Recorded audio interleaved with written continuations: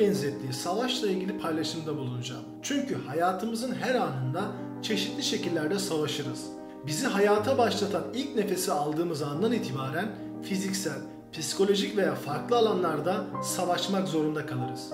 Birçok bilim insanının bahsettiği gibi nasıl ki güçlü ve adapte olmuş genler yaşamda kalırken zayıf ve adapte olamayan genler ölüyorsa, aynı şekilde hayatımızın her anında çeşitli savaşların içinde olan biz insanların da hayatta kalmak için bu savaşları kazanmanın yolunu bulması gerekiyor.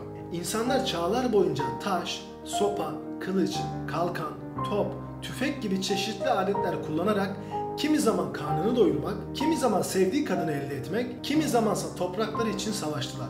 Fakat günümüze daha yakın savaşlara baktığımızda silahlar da savaş alanları da değişti. İlkel silahların yerini devasa yıkım gücüne sahip olan atom bombaları, kimyasal ve biyolojik silahlar ve siber alemin silahı olan virüslerin aldığını görüyoruz. İnsan üzerinden düşünürsek Mars'a ilk adımı kim atıp koloniyi kuracak gibi prestij savaşları. Bu prestij savaşlarının çok fazla örneğini sizler de düşündüğünüzde rahatlıkla bulabilirsiniz. Çünkü farklı alanlarda, farklı şekillerde sürekli olarak yapılan bir savaş bu. Anlayacağınız savaşın şekli, mekanı, içeriği, niteliği değişse bile hepsinin ardında asla değişmeyecek olan aynı amaç yatar. Rakibine karşı galip gelmek, yani savaşı kazanmak. Bugün savaşı bir sanata benzeten Santuzu'nun savaş hakkındaki çıkarımlarının hayatımızla nasıl bağlantısının olduğuna bakacağız. Genelde Santuzu'nun Savaş Sanatı kitabının topluluklar arası savaşlar için geçerli olduğu zannedilir. Fakat biz bugün bu kitaptan kişisel olarak bazı çıkarımlar yapacağız. Vakit kaybetmeden başlayalım. Rakibini ve kendini bilirsen 100 kere savaşsan da tehlikeye düşmezsin. Fakat rakibini bilmeyip kendini bilirsen bir kazanır bir kaybedersin. Ama en kötüsü ise hem kendini hem de rakibini bilmezsen savaşta tehlikedesin demektir diye söyleyen Santuzu, aslında bu cümlede insan eğer kendi güçlü yanını, zayıf noktasını bilirse hem kendisi için tehdit olan noktaları iyi yakalar ve ortadan kaldırır, hem de kendisinin sahip olduğu fırsatların ne olduğunu görebileceğini anlatmak ister. İşte bu şekilde kendisini tanıyan biri bu bakış açısıyla düşmanına baktığında onun da zayıf ve güçlü yanlarını doğru tanıyabilir ve bu sayede düşmanına karşı doğru planla hareket eder ve kazanmak kaçınılmaz hale gelir. Özetle Santuzu bu sözünde savaşta kazanmanın yolunun bilmekten, yani bilgiden geçtiğini anlatmak ister. Kendin ve rakibin hakkında ne kadar bilgiye sahipsen kazanmak o kadar kaçınılmaz olacaktır. Savaşta kullandığın silahınsa bilgidir ve strateji ise o bilgiyi nasıl kullandığındır. Bu iki kavramı etkili kullanmanızın sonucunda zafer sizin olacaktır. Strateji demişken burada satrançtan bahsedebiliriz. Satranca hayat diyelim. Her parçanın ayrı ayrı işlevi vardır. Bazıları zayıftır, bazıları güçlü. Eğer oyunu kazanmak istiyorsanız hepsini akıllıca kullanmak zorundasınız. Kaç parça kaybettiğinizin önemi yoktur. Oyunun sonucunu kaybettiğiniz parçalar değil, şah belirler. Şahsa bilgidir. Kendiniz ve rakibiniz hakkında ne kadar bilgiye sahip olursanız savaşı kazanma şansınız o kadar artar. Sizce dünya tarihindeki en kısa savaş ne kadar sürmüştür? Tam tamına 38 dakika ve savaşın sonucunda Doğu Afrika ülkesi Zanzibar'da kölelik sona erdi ve bu kadar kısa süren savaş sonucunda kocaman bir rejim değişti. Peki dünya tarihinin en uzun savaşı ne kadar sürmüştür? Tam 335 yıl. 1651 yılında başlayan ve Hollanda ile Scilly adaları arasında olan bu savaş fiziki olarak 10 yıl sürdü. Bu savaşın kazananı olmadı ve iki taraf arasında barış anlaşması tam 335 yıl sonra 1987 yılında yapıldı. Kazananın olmadığı bu savaşta kaybedense her iki taraftı. Çünkü Santuzu'nun dediği gibi savaşta esas olan kazanmaktır, oyalanmak değil. Yani uzun süren savaşın maddi ve manevi olarak her anlamda sadece zarar verdiğini anlayabiliriz. Bireysel olarak yaptığımız savaşlarda da bu kural geçerlidir. Yani karşımıza çıkan zorluğa karşı sadece dayanmak anlamsızdır. Sadece dayanmak uzun sürede bizi yıpratır ve bu durum oyalanmaktan başka bir şey değildir. Bu nedenle karşımızdaki zorluğa karşı sadece dayanıp oyalanmak bize savaşı kazandırmaz. Yapmamız gereken kazanmanın yolunu bulacak şekilde hareket etmektir. Günümüzde her ne kadar fiziksel savaştan zarar gören insanlar önceki çağlara göre az olsa da aslında savaşta kullanılan silahların ve savaş alanlarının değişmesiyle şu an savaştan etkilenen insanların sayısı geçmişe göre kat ve kat daha fazladır. Çünkü içinde bulunduğumuz çağda bilgi üretmenin ve paylaşmanın verdiği kolaylıkla psikolojik olarak insanları savaşın bir parçası haline getirmek çok daha kolay hale geldi. Bunu çeşitli televizyon kanalları, gazeteler, kitaplar aracılığıyla genel olarak bilginin paylaşıldığı her türlü platform sayesinde kolaylıkla yapabiliyorlar. Biraz önce savaşın bilgiyle alakalı olduğunu ve o bilgiyi nasıl kullandığınınsa senin stratejin olduğunu söylemiştik. Günümüzde ise savaşların büyük bir kısmı artık fiziksel değil, psikolojik olarak yani çeşitli bilgiler aracılığıyla kitlelerin yönlendirilmesiyle yapılıyor. Bu nedenle bir sanat olan savaşı kazanmak için doğru zamanda doğru hamleyi yapmak gerekiyor. Fakat doğru zamanda doğru hamleyi yapmak da doğrudan bilgiyle alakalıdır.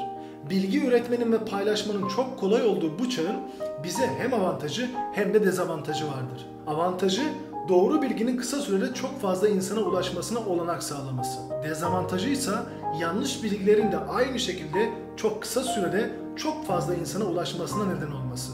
Böyle bir durumda bize düşense doğru bilgiye sahip olmak için öğrendiğimiz bilgilere karşı şüpheci olmak, sorgulamak ve araştırmaktır. Böylelikle ne kadar fazla yanlış bilgiye sahip olduğunuzu anlayacaksınız. Fakat bu durum aynı zamanda sizi daha fazla doğru bilgi sahibi de yapacaktır. Bunun için bildiklerinize, size öğretilen bilgilere karşı ne kadar şüpheci, araştırmacı ve sorgulayıcı olursanız o kadar doğru bilgilere ulaşma şansınız artacaktır. Ne kadar doğru bilgiye sahip olursanız o kadar savaşı kazanma şansınız ve yanlış bilgilerin altındaki kölelikten kurtulma şansınız artacaktır. Platon'un bu durumu güzelce anlatan mağara alegorisinden kısaca bahsedeyim. Bu görseli 3 kısımda inceleyebiliriz. Birinci kısım sol taraftaki gölgelerin altında köle olan insanların olduğu kısım.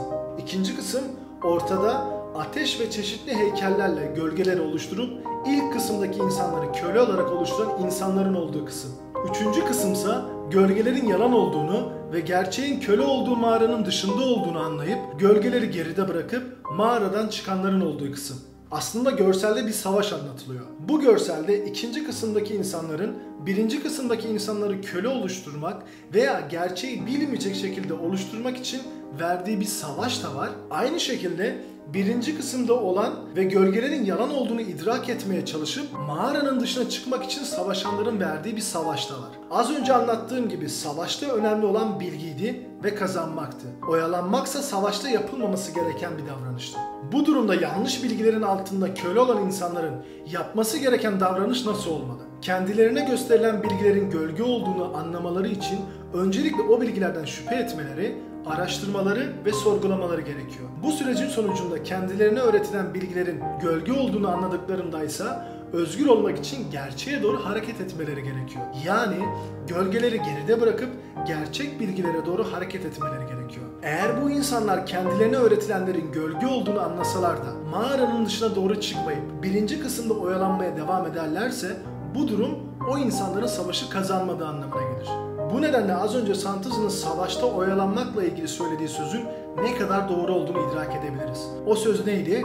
Savaşta esas olan kazanmaktır, oyalanmak değil. İçinde bulunduğumuz çağda bilgi savaşını kazanmak ve özgür olmak istiyorsak şüphe etmeyi, araştırmayı ve sorgulamayı sürekli hale getirmemiz gerekiyor. Bu davranışı yaparken yanlış olduğunu veya gölge olduğunu anladığımız bilgileri bırakacak cesarete de sahip olmamız gerekiyor. Sonuç olarak bilgi savaşının içinde olduğumuz bir çağda kapasitemizi ne kadar doğru bilgiyle doldurursak savaşı kazanmak ve özgür olmak adına çok daha güçlü hamleler tasarlayabiliriz. Şimdi Santuzu'nun Savaş Sanatı kitabından başka bir sözü inceleyelim. Zira insan tabiatı gereği zora düşmedikçe yeteneklerini hakkıyla ortaya koyamaz. Yani insan sahip olduklarını kullanarak kapasitesini zorlamadıkça kendi yeteneklerini tam anlamıyla bilemez ve kullanamaz. Kapasitesini zorlamadığı için de gelişim ve değişim dediğimiz durum gerçekleşmez. Örneğin kas geliştiren bir sporcu ilk başta hemen 100 kilonun altına girse de onu kaldıramaz. Ama önce 10, 15-20 kilo gibi ağırlıklarla başlayıp her seferinde kapasitesini zorlayarak efor sarf ederse zamanla 100 kiloyu da kaldıracak kapasiteye ulaşacaktır. Hatta daha fazlasını bile kaldıracaktır. Fakat verdiğimiz bu örnek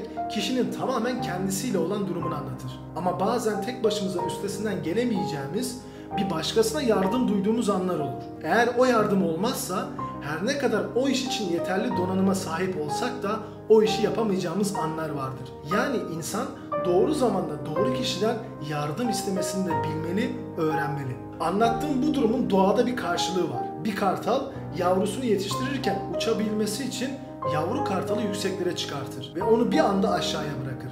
Yavru kartal çaresizce uçmayı beceremese de yaşadığı zorluktan ötürü zayıf olan kanatlarını çırpmaya başlar. Ama yine de tam anlamıyla başaramaz. Tam yere çakılacakken anne kartal yavruyu tekrar yakalar ve bu işlem birkaç kez yavru kartal kendi başına uçmayı başarana dek tekrarlanır. Ve bu şekilde şunu anlıyoruz ki yavru kartal her ne kadar kendisi de kartal olarak doğsa da doğru zamanda anne kartaldan yardım almadığı sürece uçmayı başaramaz.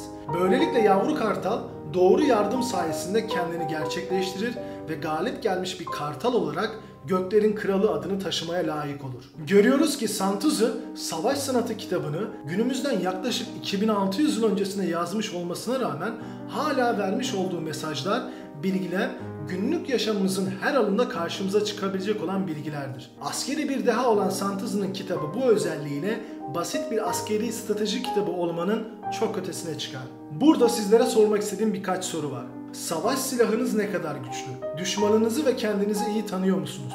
Kapasitenizin ne kadar olduğunun farkında mısınız? Savaşınız ne için?